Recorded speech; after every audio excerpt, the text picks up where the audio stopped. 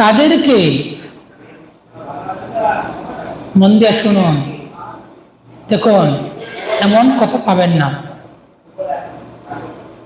যে বলছেন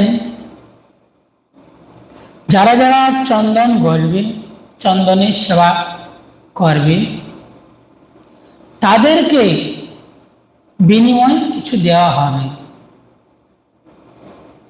সেবা তো সকলে ভাগ্য ঘটে না, ঘটে কি করতে পারে না, কিন্তু যে আমাদের গোবিন্দের সেবা কেউ কেউ পয়সা দিয়েও কিনে নেন। যে সেবা করবে তার বিনিময়ে যদি কেউ দেয় কিছু, তাহলে কি হবে?